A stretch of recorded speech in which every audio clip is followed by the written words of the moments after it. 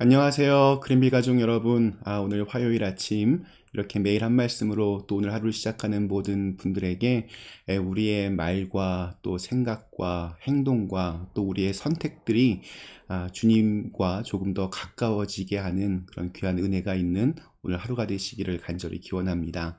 오늘은 저희가 마가복음 15장 우리 1절에서 15절에 있는 말씀으로 오늘 이 아침을 시작하도록 하겠습니다. 마가복음 15장 우리 1절에서 15절의 말씀. 새벽에 대제사장들이 즉시 장로들과 서기관들 곧 온 공회와 더불어 의논하고 예수를 결박하여 끌고 가서 빌라도에게 넘겨주니 빌라도가 묻되 내가 유대인의 왕이냐? 예수께서 대답하여 이르시되 내 말이 옳도다 하시매 대제사장들이 여러 가지로 고발하는지라. 빌라도가 또 물어 이르되 아무 대답도 없느냐? 그들이 얼마나 많은 것으로 너를 고발하였는가 보라 하되 예수께서 다시 아무 말씀으로도 대답하지 아니하시니 빌라도가 놀랍게 여기더라. 명절이 되면 백성들이 요구하는 대로 죄수 한 사람을 놓아주는 전례가 있더니 밀란을 꾸미고 그 밀란 중에 살인하고 체포된 자 중에 바라바라는 하는 자가 있는지라. 무리가 나아가서 전례대로 하여 주기를 요구한데 빌라도가 대답하여 이르되 너희는 내가 유대인의 왕을 너희에게 놓아주기를 원하느냐 하니 이는 그가 대제사장들이 시기로 예수를 넘겨준 줄 알미로라. 그러나 대제사장들이 무리를 충동하여 도리어 바라바를 놓아달라 하게 하니 빌라도가 또 대답하여 이르되 그러면 너희가 유대인의 왕이라는 일을 내가 어떻게 하랴? 그들이 다시 소리 지르되 그를 십자가에 못 박게 하소서. 빌라도가 이르되 어찌미냐 무슨 악한 일을 하였느냐 하니 더욱 소리 지르되 십자가에 못 박게 하소서 하는지라. 빌라도가 무리에게 만족을 주고자 하여 바라바는 놓아주고 예수는 채찍질하고 십자가에 못 박히게 넘겨주니라. 아멘. 네, 오늘 읽은 말씀에는 당시 로마의 총독이었던 그러니까 유대를 다스리는 총독이었던 본디오 빌라도가 등장합니다. 본디오 빌라도의 그 결정으로 인해서 예수님은 십자가에 처형되게 되었습니다. 저희 교회에서는 새벽 예배나 속회 예배 시작할 때 사도신경으로 신앙 고백을 하는데 거기에 본디오 빌라도에게 고난을 받으사라고 하는 구절이 있습니다. 예수님의 십자가 처형을 아무튼 최종적으로 결정한 인물이기 때문입니다. 그러나 한편으로는 빌라도의 입장에서 보면 조금은 억울할지도 모르겠습니다. 그는 예수님이 죄가 없다는 것을 알았고 또 예수님을 풀어주기 위해서 나름대로 묘안을 만들어 이스라엘 백성들에게 제시했습니다. 바라바와 예수 둘 중에 한 사람을 선택하라. 그러면 당연히 사람들이 예수님을 놔주고 바라바를 죽이라고 할 줄 알았습니다. 나름대로 예수님을 살리기 위해서 그렇게 했는데 후세의 사람들은 예수님이 빌라도에게 고난을 받으사 십자가에서 죽으셨다. 허구한 날 이렇게 신앙 고백을 하니까 만약 빌라도가 지금 살아있다면 난 정말 억울해. 난 그 정도는 아닌데 이렇게 호소할 것만 같습니다. 우선 좀 격가지로 사도신경에 나오는 이 빌라도 부분은 약간 좀 오해의 여지가 있습니다. 사도신경 라틴어 원문도 그렇고 또 영어 번역에서도 그렇고 정확한 의미는 본디오 빌라도에게 고난을 받으사 우리 영어 전치사로 from이나 아니면 by가 아니라 under라는 표현을 사용합니다. 그래서 본디오 빌라도 통치 아래서 고난을 받으사라고 해야 사실은 맞습니다. 사도신경에서 그의 이름을 거론한 것은 예수님의 고난과 죽음이 역사적 사실임을 밝히기 위해서지 빌라도 한 개인을 비난하기 위해서가 아니었습니다. 예수님은 본디오 빌라도가 총독으로 있을 때 고난을 받으시고 십자가에 달려 돌아가셨다는 그러한 고백입니다. 사실 예수님의 이 죽음에 대한 1차적인 책임은 대제사장들과 바리새인들과 서기관들 또 사내들인 공의회의 일 것입니다. 예수님을 팔아넘긴 가룟 유다도 빠지면 안 됩니다. 그리고 최종적으로 예수님을 십자가에 처형하라고 결정한 그 사람도 엄밀하게 말하면 빌라도가 아니라 그곳에 모여있던 이스라엘 유대인들 무리였습니다. 더 나아가서 예수님이 십자가에 달리셔야 했던 근본적인 이유가 우리 인류의 죄 때문이라면 우리 인류 모두의 이름이 그곳에 실려야 합니다. 자, 그렇다면 빌라도는 그냥 운이 없었던 사람인가? 그렇지는 않습니다. 분명한 책임이 그에게 있습니다. 아무튼 사형 집행의 법정 최종 결정권자가 바로 빌라도였기 때문입니다. 오늘날 대통령 선거를 비롯해서 우리의 지도자를 선출하는 그 선거에 우리가 좀 신중하게 생각하고 또 잘 투표해야 하는 이유는 그렇게 선출된 지도자가 법적인 최종 결정권을 가지고 있기 때문입니다. 당대 아주 유명한 그 역사가였던 요세푸스 책에는 빌라도가 잔인한 총독으로 그렇게 기록이 되어 있습니다. 그리고 로마 황제에 대한 지나친 아부와 충성으로 일관했던 사람이라고 그렇게 역사는 기록합니다. 출세를 위해서라면 무슨 일이든 했던 빌라도는 그래서인지 다른 총독들보다 오랜 기간 동안 유대 총독으로 있었습니다. 보통 5년, 6년 정도면 총독이 바뀌는데 빌라도는 10년을 넘게 총독으로 있었으니까 그의 그 아부는 확실히 효과가 있었던 것 같습니다. 빌라도는 자신의 눈앞에 있는 예수님이 로마에 반역해서 폭동을 일으킬 만한 인물이 아니라고 판단했습니다. 당시에는 명절이 되면 백성들이 원하는 대로 죄수 한 사람을 풀어주는 그런 관습이 있었습니다.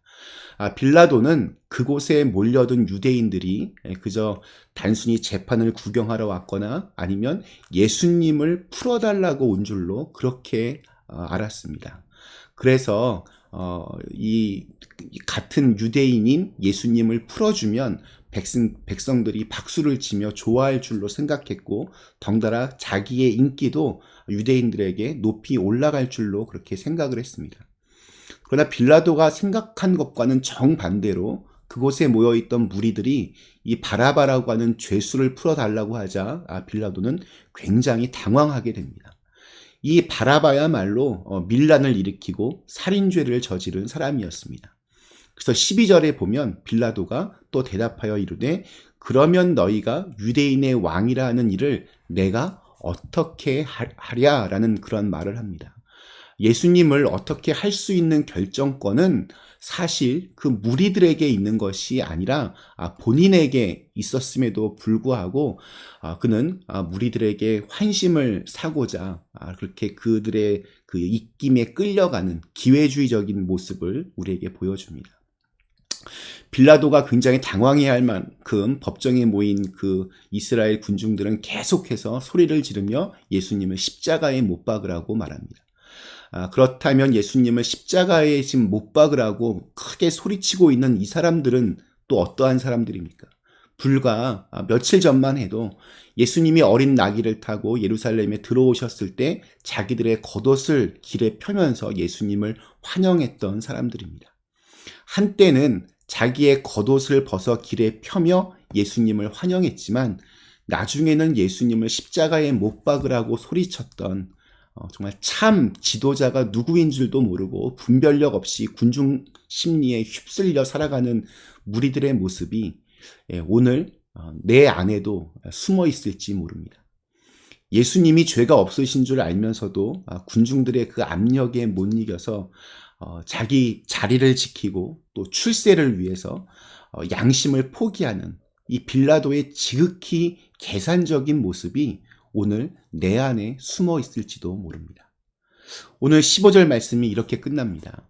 빌라도가 무리에게 만족을 주고자 하여 바라바는 풀어주고 예수는 채찍질하고 십자가에 못 박히게 남겨두니라. 빌라도는 예수님이 죄가 없음을 잘 알고 있었습니다. 그러나 자기 앞에 모인 군중들의 요구를 들어주지 않으면 괜히 이게 소란이 좀 날 것 같고 그래서 그들에게 만족을 주고자 하여 결국은 예수님을 채찍질하고 십자가에 못 박으라고 그렇게 넘겨주게 됩니다. 빌라도는 그날 자신의 이 선택이 자신의 인생에 있어 역사에 있어서 그토록 치욕적인 선택이 될 줄은 아마 꿈에도 몰랐을 것입니다. 우리가 하루하루 이렇게 살아간다고 하는 것은 한편으로는 빌라도처럼 어떤 것을 선택하며 살아간다는 것을 말합니다. 작고 사소한 선택을 할 때도 있고 인생의 방향을 이렇게 좌우하는 중요한 선택이 있기도 합니다. 그런데 중요한 선택일수록 거기에는 그 사람의 평소에 생각하는 어떤 방식과 생각과 가치관이 담겨 있는 법입니다. 빌라도는 예수님을 십자가에 못 박으라고 하고 대신에 바라바를 이렇게 놓아주는 그러한 선택을 합니다. 그 이유가 무리들에게 만족을 주고자 함이었다는 겁니다. 빌라도는 자신의 자리를 지키고 출세를 위해서 그런 선택을 하였습니다.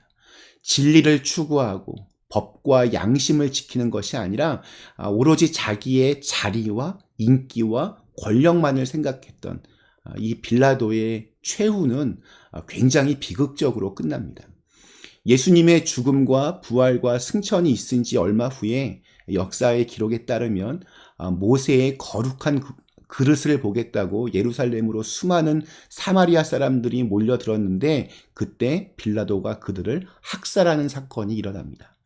그런데 이것이 로마 정부의 보고가 되고 빌라도는 로마의 소환 명령을 받습니다. 로마에서 자신을 소환하자 나의 정치적인 생명은 끝났다 이렇게 판단한 빌라도는 자살을 하면서 비극적으로 자기의 인생을 마칩니다. 그런데 황제가 그에게 자살하라고 그렇게 권했다는 설도 있습니다. 어느 것이 사실이든 자살이 그의 최후였습니다. 너무나 허무하고 너무나 비참합니다. 그는 유대의 이 총독 자리를 지키고자 예수님뿐만이 아니라 정말 많은 사람들을 죽이고 짓밟았지만 그 결과는 이렇게 비참하게 끝났을 뿐입니다. 빌라도처럼 넓은 길을 가면 당장은 좋을지 몰라도 결국 그것은 죽음의 길이며 또한 망하는 길입니다. 하나님이 원하시는 길은 비록 당장은 조금 힘든 길이라 할지라도 사람들이 몰라주는 길이라 할지라도 믿음으로 그 길을 걸어가는 모습, 하나님께서 우리에게 원하시는 모습일 겁니다. 오늘 하루 우리가 하게 되는 수많은 선택들이 주님의 마음에 합한 그런 선택들이 될 수 있기를 간절히 기원합니다. 잠시 함께 기도하시겠습니다. 좋으신 하나님, 오늘도 저희에게 새로운 날을 주시고 함께 주님의 말씀으로 이 하루를 시작합니다. 주님, 우리가 입으로는 주님을 믿는다고 하지만 또 어느샌가 돌변하여서 예수를 십자가에 못 박아 죽이라라고 외쳤던 이 군중들의 그 모습이 오늘 내 안에도 있는 것 같아 또 우리의 이 허물을 주님 앞에 내려놓습니다. 또한 자기의 자리와 인기와 권력을 위해서 그들의 만족을 위해서 예수님을 이제 사형에 처하는 이 빌라도의 이 기회주의적인 모습을 보면서 또 이것이 오늘 내 안에 있다는 것을 또한 보게 됩니다. 주님, 우리의 연약함을 주님 긍휼히 여겨주시고 우리의 삶 가운데 오직 주님만이 우리의 참된 목자가 되어주시고 참된 주인이 되어주시고 우리의 삶을 이끌어 가시는 그러한 분이 되게 하여 주시옵소서. 오늘 하루도 주님과 함께 동행하며 정말 잘 살아낼 수 있는 그런 하루가 되게 하여 주시옵소서. 예수님의 이름으로 간절히 기도드리옵나이다. 아멘.